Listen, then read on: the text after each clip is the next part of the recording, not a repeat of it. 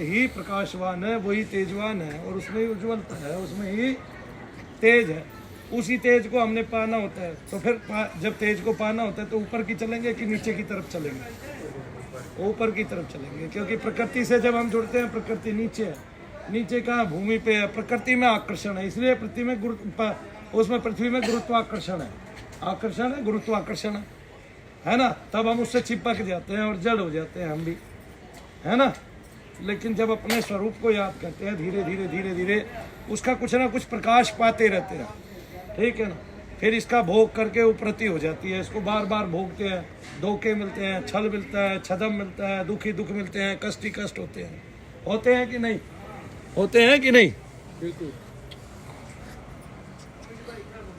तो जब इस प्रकार से दुख छल धोखे होते हैं तब हम कुछ ना कुछ उपराम हो जाते हैं, तब हमें ऊपर की ओर चलना पड़ता है। तो जो जितना शरीर में ऊपर रहता है, शरीर के अंतर भी, जैसे मन ऊपर के तरफ रहता है, मन की कल्पना हम पैरों में नहीं कर सकते, बुद्धि की कल्पना हम पैरों में नहीं कर सकते, नहीं कर सकते ना, नहीं कर सकते। तो काम क्रोध मद लोभ मोह आदि की कल्पना हम थोड़ा नीचे करते हैं, है ना। अहंकार की कल्पना भी ऊपर से होती है, क्योंकि अहम हमारी चित्त के साथ जुड़ जाता है, आवर्जन कर लेता है उसका, उसके साथ घेरा बना लेता है, उसको काला किए रखता है। हम प्रकाशवानी है, हम ऊर्जावानी है, हम तेजवानी है, हम भगवत का स्वरूप है, भगवान का स्वरूप ही है। सभी भगवान हैं, सबके अंतर में भगवान परोक्ष अपरोक्ष रूप से समाये हुए हैं। हम भगवान से कदापि दूर हुए नहीं है, हमने दूर हुआ मान लिया। क्या मान? जो चीज हमने मान ली है उसको हटाया भी तो जा सकता है ना। जानकारी के अभाव में हमने मान लिया है, जब जानकारी हो जाएगी तब हटा देंगे, नहीं हटाएंगे। हटाएंगे कि नहीं हटाएंगे? हटाएंगे। तो प्रकाश कहाँ से आता है? ऊपर की तरफ से, और प्रकाश ऊपर ही स्थापित है। तब वो हमारे भ्रू मध्य में जब हम आंखें बंद करते हैं तो क्या दिखाई देता है बताओ? अभी कुछ ना कुछ देख पाने पर भी क्या दिखाई पाता है? अंधेरा। आंखों में रोशनी है, आंख बंद करके क्या दिखता है? रोशनी दिखती है। अंधेरा, अंधेरा किन किन को दिखता है? अंधेरा दिखता है, तकरीबन सभी को अंधेरा दिखता है, लेकिन कोई ना कोई रोशनी की कण उसमें है। ये जो बादल है, मल रूपी बादल है, ये इसमें बीच बीच में आते रहते हैं और चलते हुए दिखाई देते हैं। बादल ऐसे ऐसे दिखाई देते हैं कि नहीं? कोई आदमी बहुत देर तक आंखें बंद किए रखता है तो उसको बादल ऐसे इधर से आता है, इधर से जाता हुआ ऐसे दिखाई देता है ना। तो बिना प्रयत्न किए भी बादल आते जाते रहते हैं, उनसे आपका कोई लेना देना नहीं है। वो आपके स्वरूप के सामने अड़ तो गए हैं, लेकिन आप उसको भी दूर कर सकते हो, उस मलिनता को भी दूर कर सकते हो। एक समय ऐसा आएगा जब आपका मन कहीं नहीं लगेगा, आपका मन विक्षिप्त होगा, आपका मन चंचल होकर इन सभी पदार्थों से, इन सभी जड़ पदार्थों से अपने मोह को उठा देगा। तब आपको एक ही प्यास लगेगी और वो प्यास केवल ईश्वर दर्शन से ही मिट पाएगी। तब ईश्वर दर्शन की जब प्यास लगती है तब मन को उसकी पूर्ति हो जाती है। तब मन उसके बाद चाह के भी कुछ नहीं चाहता, तब मन उसी में डूब जाता है। क्या डूब जाता है? फिर कुछ चाहना होती ही नहीं है आगे ना। फिर मन में कोई विषाद नहीं रहता, मन में कोई आवर्जना नहीं रहती, ठीक है, मन का कोई घेराव नहीं रहता।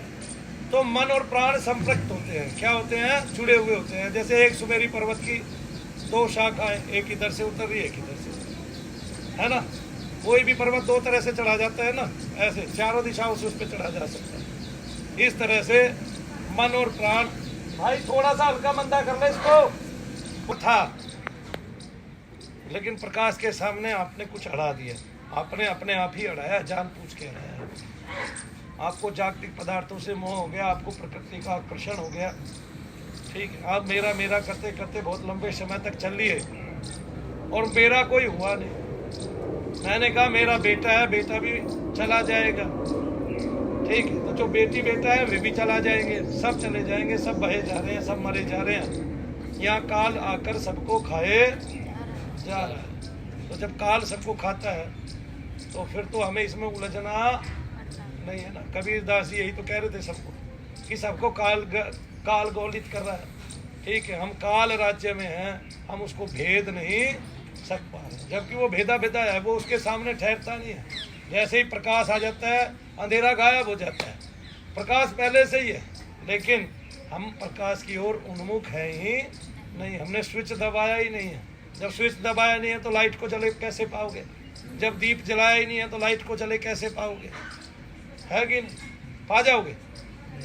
हाँ, तो जलाना है। जलाना कैसे है? ज्ञान रूपी अग्नि से। कैसे जलाना है? ज्ञान रूपी अग्नि। जब ज्ञान रूपी अग्नि से स्विच दबाओगे तब बल्ब जलेगा, तब उसका प्रकाश फैलेगा, और जो जो उसके करीब जाओगे तो ज्योति दिखाई देगी। तो एक टाइम में जो रूप है किसका, जो चैतन्य का दृश्य है, ठीक है, तब आप दृश्य अलग है और आप अलग हैं। लेकिन एक टाइम में जो आपका मैं है वो उसी दृश्य में आकर्षित होकर खिंच जाएगा, तब वो स्वरूप धारण कर लेगा। अगर आप किसी देवता को पूजते हैं तो वो उसका स्वरूप धारण कर लेगा। और अगर देवता को नहीं पूजते हैं, आया समझ में, और अगर किसी देवता को पूजते नहीं हैं तो वो निराकार रूप धारण कर लेगा, तब आपको निर्गुण सगुण दोनों की प्राप्ति हो जाती है। अब बात रही पृथ्वी लोक पर दुनिया भर के देवता पूजे जाते हैं, तो क्या देवता मांगे जाने पर आपको आत्मज्ञान प्रदान कर सकते हैं? क्या छोटे से छोटे देवता भी आपको आत्मज्ञान प्रदान कर सकते हैं? जी हाँ, क्योंकि देवता ब्रह्म ज्ञान से विद होते हैं, ब्रह्मविद होते हैं देवता। वो ब्रह्म से जुड़े होते हैं, सीधे उनके तार जुड़े होते हैं, ठीक है। लेकिन चूंकि उनको कुछ कर्म सौंपे गए हैं, कार्य सौंपे गए हैं, वो अपना कार्य बखूबी करते हैं। और जब वो उस कार्य से गिर जाते हैं और वो हमेशा देवताओं की ही संज्ञा पाते हैं। आपने देखा है ना, देवता देवता ही बनते हैं जाने के बाद भी। देवता यूं बनते हैं क्योंकि अगर उनके कार्य में कमी भी आ जाती है तो वे मानव का जीवन लेके, देवता अगर अधिक गिरेगा तो मानव का जीवन ले लेगा, और फिर बहुत अधिक गिरेगा तो राक्षस बनेगा। लेकिन अगर उसकी प्रवृत्ति राक्षसी प्रवृत्ति हो गई तो फिर वो भगवान के हाथों से ही मारा जाता है।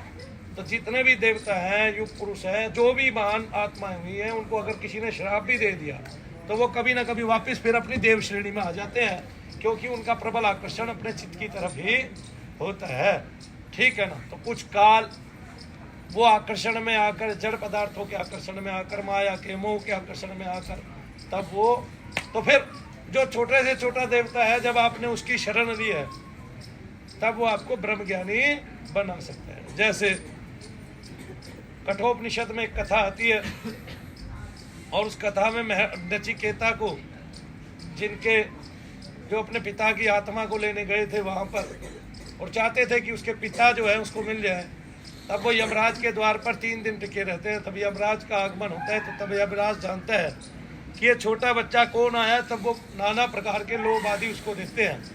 तब यमराज कहते हैं कि पृथ्वी लोक का तू एक छत्र राज्य मांग ले मेरे से, जितने वर्ष चाहे, ठीक है ना। तो वो मना कर देता है, वो कहता है मुझे सत्य वस्तु चाहिए। तब यमराज को उसको आत्मज्ञान प्रदान करना ही पड़ता है। मतलब देवता से आप जो मांगोगे, जो निष्कर्ष आप निकालोगे अपने जीवन का, जो जिस कार्य के लिए आप देवता की ऊर्जा चाहते हैं, आपको वही कार्य की ऊर्जा आपको मिलती है। मैंने प्रेतादिक कार्यों के लिए मांगी तो उस कार्य के लिए मिली। देवता कदापि शेष बड़े शक्तिशाली है, देवता कभी भी शक्ति क्षीण हुए नहीं है, ना उनको कोई कर सकता। बस हम उनकी ओर उन्मुख कदापि हुए नहीं। जब हम उनकी ओर उन्मुख नहीं हुए, हमने आपको शरणागति दी नहीं, हमने ठीक से उनका आश्रय पाया नहीं, और जब आश्रय ठीक से नहीं पाया, आपकी कोई शरण में जाता है, आप बचाओगे उसको कि नहीं बचाओगे? बचाओगे कि नहीं बचाओगे? तो अगर एक देवता काम नहीं आया, दूसरा देवता बचा लेगा, दूसरा काम नहीं आया, तीसरा बचा लेगा। फिर देवता ये जानते हैं किसकी शरण में जाने से ये काम हो जाएगा, वो पहले से ही चलता है। तो बड़े से बड़ा राक्षस भी जो है देवताओं के द्वारा ही मारा गया है, वो किसी अन्य राक्षस के द्वारा नहीं मारा गया है। जो सबसे बड़ा राक्षस है वो भगवान के द्वारा ही मारा गया है। आप रावण को सबसे बड़ा मानते हो तो भगवान के द्वारा मारा गया। हिरण्यकश्यप को सबसे बड़ा मानते हो तो भगवान के द्वारा मारा गया। सहस्त्रबाहु को सबसे बड़ा मानते हो तो भगवान के द्वारा मारा गया। मधुकैटभ को सबसे बड़ा मानते हो तो भगवान के द्वारा मारे गए। तो ये सब किसके द्वारा मारे जाते हैं? भगवान के द्वारा। देवता कदापि से कोई कमजोर नहीं होते हैं, बस उनको लोभ पड़ जाता है, वो भी आकर्षण में आ जाते हैं। लेकिन उनके लिए पृथ्वी का अधम और नीच आकर्षण नहीं होता है, उनके लिए तो एक छत्र राज्य का आकर्षण होता है। जैसे यहाँ भी राजा सत्ता के लिए कुछ कुछ करते हैं ना, है ना, तो वे गलत कार्यों में प्रवृत्त हो जाते हैं। कई बार वे जनता की भलाई नहीं देखते, तो फिर क्या होता है उसमें? ऐसे समय में क्या होता है? तो वो गद्दी से हटा दिए जाते हैं। जैसे पाकिस्तान में जितना ये चाहने वाले कि भारत का अस्तित्व मिट जाए जमीन से, ऐसे बहुत सारे नेता आ गए, लेकिन कोई टिक पाया गद्दी पे? नहीं टिक पाया ना। देवता की ओर हम कदापि उन्मुख नहीं हुए। आज भी संसार में जो दरबार कहता है कि हमारे यहाँ सबसे ज्यादा लोग ठीक होते हैं, वो आ जाए हमारे यहाँ, आके वो कर ले, तफ्तीश कर ले किसके यहाँ एवरेज ज्यादा है। उनके यहाँ तो 4 साल पहले एक लड़का गया था यहाँ से, वो आज तक ठीक नहीं हुआ। एक लड़की को कह रहे थे कि मनु भैया तेरी 4 बहन को मैं इसको 4 महीने में अंदर ठीक कर दूंगा, मरी गई। एक और लड़के कह रहे थे उसको लात मार के भगा दिया, एक और लड़का मारा गया। इस तरह से पता नहीं कितने मारे गए। काल गवली थे कि मनु भैया तो आपके पैर पकड़ेंगे, ये करेंगे। आप जिन देवताओं का यश नहीं जानते, जिन देवताओं की आप सीमा ही नहीं जानते, उन देवताओं को एक सीमा तो दी है, लेकिन वो भी असीम है वो सीमा मानव के लिए। तो क्योंकि मानव प्रकृति में जितने पदार्थ आते हैं वो कोई भी देवता आपको क्षण मात्र में दे सकता है। यहाँ तक कि केतु भी आपको धर्माचार्य बना सकता है, ये आपको पता नहीं होगा शायद। ये हमारे ज्योतिषियों में ये बात लिखी हुई है प्रमाण सहित। और जब आपके जीवन में राहु बहुत सुदृढ़ हो जाते हैं तब वो राजा बना देते हैं आपको। लेकिन बात चल रही है आत्मज्ञान। किसकी बात चल रही है? आत्मज्ञान। तब दृश्य को देखते देखते जो आपका मैं है वो दृश्य में विलीन हो जाता है। तब एक प्रकार सत्ता पाते हैं। जो आपका लिंग शरीर है, जो आपका सूक्ष्म शरीर है, वो आपके इस शरीर से अलग हो जाएगा। आगे ना वो आपका छाया शरीर है, तो कई मायनों में तो वो छाया की तरह दिखाई देता है। आगे ना, यानी कि उसका एक सांवला सा स्वरूप है, हल्का सांवला सा, और फिर धीरे धीरे उसमें तेजवान वो हो जाता है। तो वो जो लिंगी आकृति है वो तेजवान हो जाती है। तो कई बार गोलाकार होके तेज हो जाता है वो, और कई बार उसी आकार में तेज रूप में वो अलग आ जाता है आपसे। तब आप उसको सही सही जान पाते हैं अपने स्वरूप को। तब वो आपसे जब अलग होके खड़ा हो जाता है तब आप उससे बहुत सारे प्रकृति के अंतर्गत भी कार्य कर पाते हो, प्रकृति के बाहर के कार्य भी कर पाते हो। और जिस एक विषय की, सब विषय नहीं आते फिर उस समय, क्योंकि विषय को खींच के लेके आना पड़ता है। तब किसी एक विषय के बारे में आप गहन जानकारी पा जाते हैं। अब आदमी की इच्छा पे है वो देवता की शरण में जाके क्या मांगता है। हम देवता की शरण में जाके क्या मांगते हैं बताइए? बताइए। अपने सुख अपने दुख, यही रोना रोते हैं उसके सामने। इसके अलावा तो हमारे पास कुछ नहीं है। मेरा मकान दे दो, मेरे बच्चे की नौकरी नहीं है, ठीक है कि नहीं, मेरे घाटा पड़ गया, ये पड़ गया, वो पड़ गया। भाई संसार में रहोगे तो ये सब झेलना पड़ेगा।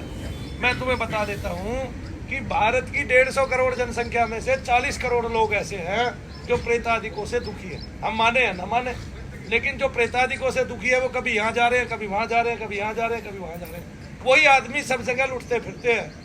उनको इस बात का सत्य प्रमाण नहीं मिलता, और वो ये भी नहीं जानते कि अगर आपके शरीर के अंतर में कोई चीज बस गई है तो वो एक दिन में निकलने वाली नहीं है। उसके लिए आपको समय देना ही देना पड़े। आप जल्दी कर रहे हैं तब भी समय लग रहा है, आप जल्दी नहीं करेंगे तब भी समय लगेगा। आपने जल्दी की, मान लिया आपने जल्दी की, भाई मैं जाके एक बार कानपुर में 1.5 लाख रुपए में ठीक हो जाता हूँ। आप गए वहाँ, उस चीज का तो कुछ बिगड़ा नहीं, उसने तो 5 मिनट हाजिरी ली, उसने तो ऐसी हाजिरी सारी दुनिया में जाके लेनी है। बालाजी चले जाओगे तब भी वो बालाजी जाएगा। तो क्या कारण है कि करौली कानपुर में लोग ठीक नहीं होते? यही तो कारण है, क्योंकि आप समझ नहीं पाते हैं। और आदमी वहाँ जाए चला जाता है, उसको पता नहीं है। और जो विदेश से आदमी है वो ये समझता है मेरे पास कम समय है। आज आदमी ये सोचता है कि मेरे पास कम समय, जबकि उसको धक्के खाते खाते 20-20 साल हो जाते हैं, तब भी वो कहता है मेरे पास कम समय, इसी समय में। और वो समझता है कि कोई मुझे जल्दी ठीक करते। बेटे थोड़ी सी इसमें खुशबू डाल देना तो फूल माला एक तरफ कर देना, ठीक है ना। अब ये सारा तो मेरे फूल मेरे ऊपर।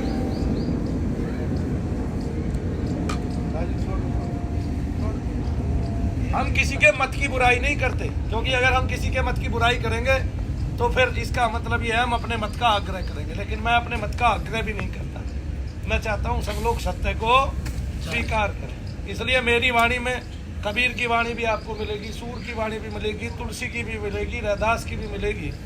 इसका मतलब भारत के जितने भी संत हुए हैं सबकी वाणी मेरी वाणी में मिलेगी ही मिलेगी। मैं चाहता हूँ कि आप सबका मिश्रण करें, सबका मिश्रण करने से भी निचोड़ निकलता है, कोई ऐसी बात नहीं। तो जब सबका मिश्रण करेंगे तो पता चलेगा प्राण और मन दो ही चीज ऐसी है जो आपको ऊपर ले जा सकती है। और जब आपके मन मुझे सुन रहे होते हैं तो बहुतों के मन में तो कोई विचार आना आता नहीं है, लेकिन इस दौरान भी विचार आ जाता है। तो जो विचारों की श्रृंखला है ना, इसको तोड़ना पड़ेगा। क्या करना पड़ेगा? तोड़ना पड़ेगा। इसके आवागमन को रोकना पड़ेगा। हम पूरा दिन विचार करते रहते हैं और जैसे विचार करते हैं वैसा कदापि होता नहीं है। ये हमारे सपने ही है। क्या है? अरे डाली रहने दे भाई, एक कौन है और मठाई क्या है? ये हमारे सपने ही है और इन सपनों से कदापि हम पार पा नहीं सकते।